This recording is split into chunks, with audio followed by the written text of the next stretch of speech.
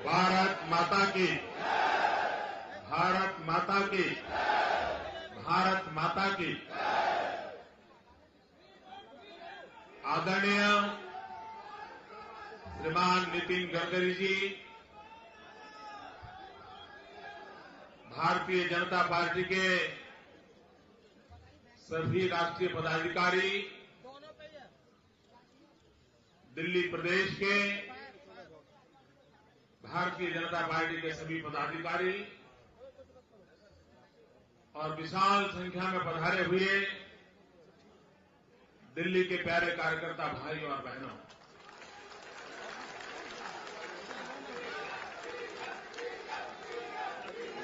आज मित्रों, जीवन में कभी सोचा भी नहीं था कि पार्टी के दफ्तर पर 11 अशोका रोड पर मैं आपके इतने प्यार से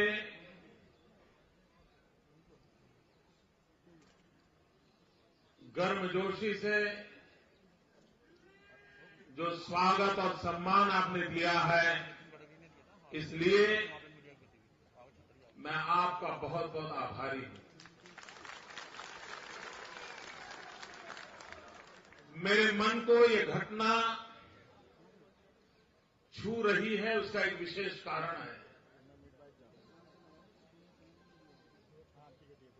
मैंने जीवन के महत्वपूर्ण वर्ष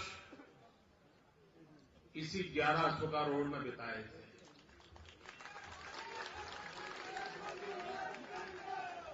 कई वर्षों तक इसी 11 अशोका रोड की छोटी सी खोली में पार्टी के लिए मेरे लिए जो काम निश्चित होता था उसे मैं करता था। भाइयों बहनों, मैं अपने अनुभव से कहता हूं,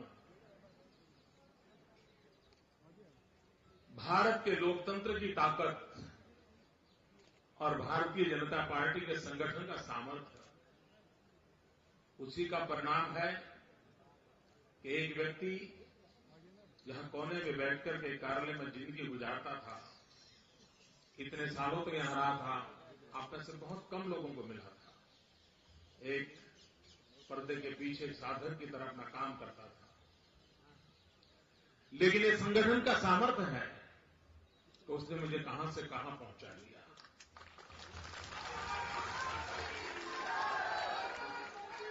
और उसी प्रकार से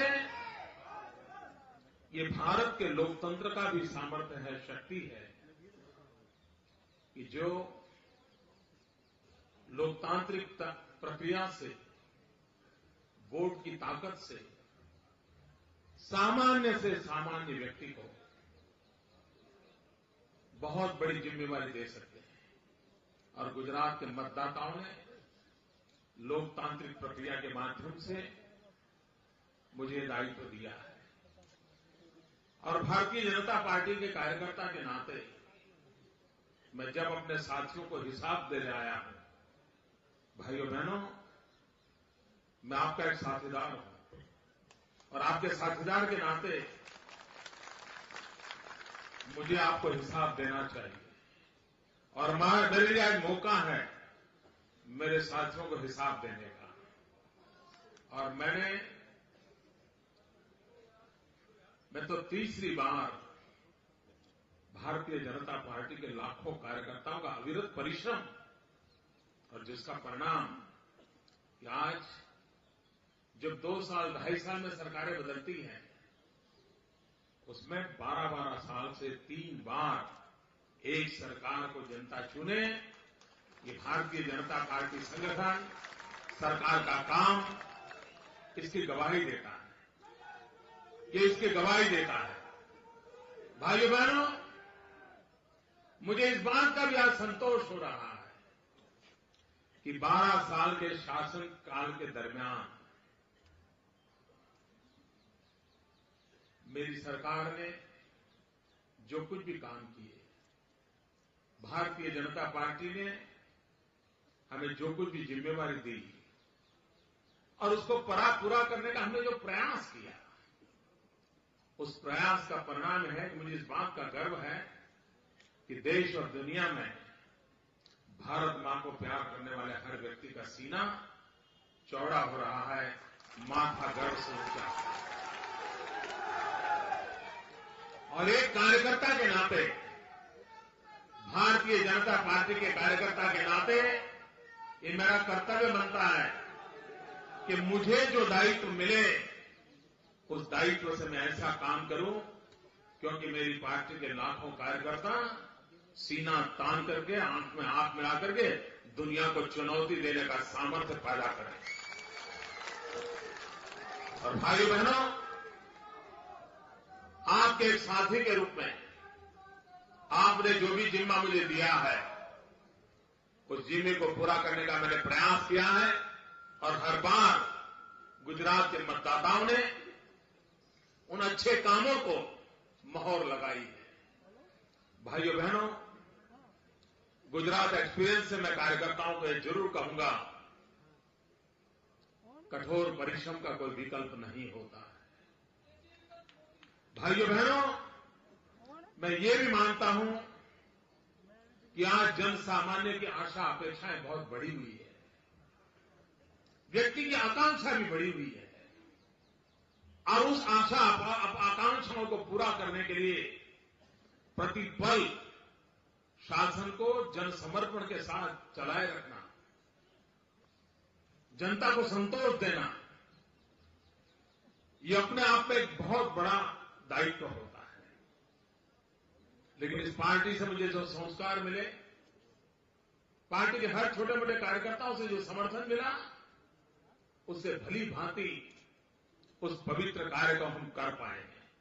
और मुझे गर्व है कि मुझे जो दायित्व मिला है, उस दायित्व को भारतीय जनता पार्टी को संतोष हो, भारतीय जनता पार्टी के कार्यकर्ता को गर्व हो, उस प्रकार से पूरा करने का मैंने प्रयास किया है।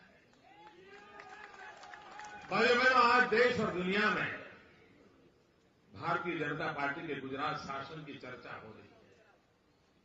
मैं देख रहा हूं कि पिछले वर्ष, कुछ वर्षों से देश के कई प्रमुख लोग, भिन्न भिन्न राजनीतिक दलों के लोग भी मीडिया में कोई हाईफाई किए बिना भी लगातार गुजरात आते रहे हैं।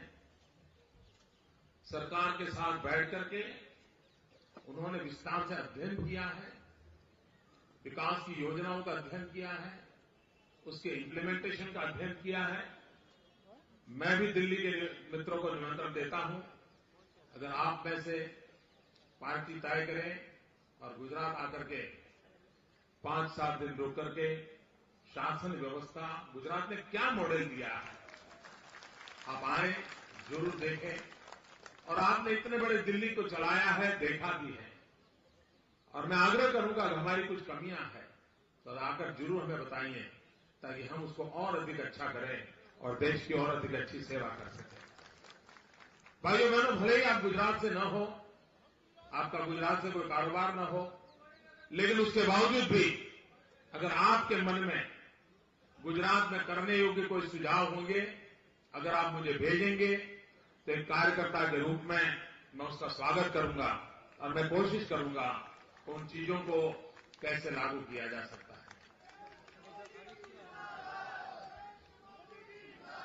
भाइयों बहनों, आज मैं यहां एनडीसी की मीटिंग में आया था और मैंने एनडीसी की मीटिंग में प्रधानमंत्री के सम्मुख अपनी बात रखते हुए मैंने कहा था कि प्रधानमंत्री जी, देश का दुर्भाग्य है कि आप जिस पद पर बैठे हैं, जहां से आप बात बोल रहे हैं, देश में निराशा का माहौल बन रहा है। आप जो कुछ भी बातें कर रहे हैं, देश को एक निराशा की गर्त में डुबाए जा रहे हो।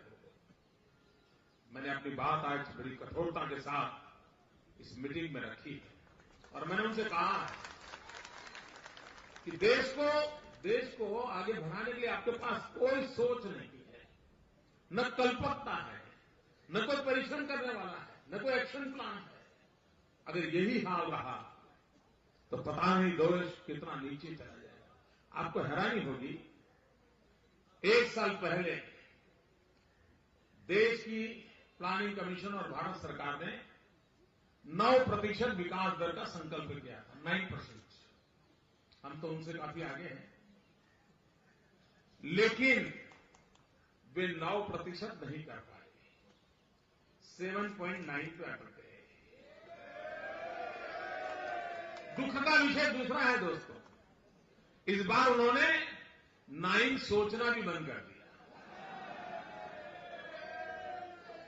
और इस बार उन्होंने सोचा है 8.2% ग्रोथ करेंगे, विकास दर करेंगे। अब आज 7.9 है, 8.2 करना मतलब 0.3 आगे बढ़ना। इस देश को 0.3% आगे बढ़ाने के लिए आज पूरा देश इकट्ठा हुआ था दिल्ली में। मैंने कहा क्या हाल है जी, हम सब मुख्यमंत्री कितना ही धक्का लगाए, लेकिन जिस प्रकार से आप दिल्ली चला रहे हो, ये 0.3% के लिए इतनी मशक्कत करनी पड़ रही है, ये हाल है दिल्ली सरकार का। जबकि गुजरात 11+ से विकास दर कर रहा है। कृषि के क्षेत्र में वो 2.5-3% से आगे नहीं बढ़ पा रहे हैं और गुजरात 10 से नीचे नहीं आ रहा। यह इतना मिसमैच है जी। मैंने आज सारे विषय उनके सामने रखे।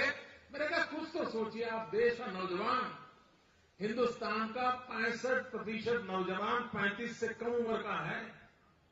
हिंदुस्तान की जनसंख्या का 65% 35 से कम आयु का होना, यानी भारत युवा शक्ति से भरा पड़ा है। लेकिन इस युवा शक्ति को राष्ट्र निर्माण में जोड़ने के लिए आपके पास न कोई सोच है, न कोई सपना है, न कोई योजना है, न आपका कोई पॉलिटिकल विल है। भाइयों बहनों, आप कल्पना कर सकते हैं कि किस स्थिति से आज नेतृत्व देश को चला रहा है। लेकिन भाइयों बहनों, आज देश में कुछ भी अगर हो पा रहा है तो कुछ राज्यों के परिश्रम के कारण हो रहा है। थोड़ा सा भी आशा की नजर आ रही है तो कुछ राज्यों के परिश्रम से आ रही है। एक इंदिरा गांधी के जमाने से कार्यक्रम चलता था, 20 पॉइंट प्रोग्राम, गरीबों की भलाई के लिए चल रहा है। जितनी भी सरकारें, सब सरकारों ने इसको कंटिन्यू किया। अटल जी के जमाने में कंटिन्यू किया था, अभी भी कंटिन्यू किया। और उसका हर 6 महीने रिव्यू बाहर निकलता था। और पिछले 10 साल में गरीबों की भलाई के 20 पॉइंट प्रोग्राम की इंप्लीमेंटेशन में हर बार पहला नंबर गुजरात का आया। और इतना ही नहीं, पहले 5 में कांग्रेस का एक भी राज्य नहीं। इतना ही नहीं, पहले 5 में यूपीए का भी कोई स्टेट नहीं। और मैंने एक साल पहले मीटिंग में जब कहा, मैंने कहा आपकी यह हाल है, आपका कोई स्टेट परफॉर्म नहीं कर रहा है, तो भारत सरकार ने क्या किया? अपने राज्य को परफॉर्मेंस करके मोदी से आगे निकल जाने के लिए प्रेरित करने के बजाय उन्होंने निर्णय किया कि अब भारत सरकार हर 6 महीने जो रिपोर्ट निकालती थी वो निकालेगी नहीं, ताकि उनकी बेइज्जती होती थी। यानी वो रास्ते ऐसे खोज रहे हैं कि जो देश को गड्ढे में ले जा रहा है। अच्छा करना, अच्छा सोचना, आगे बढ़ना, ये कोई अपेक्षा आज वर्तमान कांग्रेस पार्टी के नेतृत्व से करना बहुत मुश्किल है। भाइयों बहनों, गुजरात ने वादा किया है विकास की नई ऊंचाइयों पर जाना और विश्व की समृद्ध शक्तियां जो हैं उसकी बराबरी करने का सपना लेकर के गुजरात आगे बढ़ रहा है। मित्रों, अगर मैन्युफैक्चरिंग सेक्टर में चीन अपना लोहा दिखा रहा है तो गुजरात क्यों न दिखा सकता है? इस सोच से हम आगे बढ़ रहे हैं। और भाइयों बहनों, आपने स्वागत किया, सम्मान किया, स्वयं अपने राष्ट्रीय अध्यक्ष जी भी इस काम के लिए आए। मैं सबका बहुत बहुत आभार व्यक्त करता हूं। बहुत बहुत धन्यवाद मित्रों। भारत माता की। मैं सबको विनती कर रहा हूं, माननीय मोदी जी यहां पर 15 मिनट रुकने वाले हैं। हम क्यू से आकर अगर करेंगे सत्कार तो सबका सम्मान हो सकता है। इधर से क्यू से आना है और उधर से जाना है। एक बार क्यू से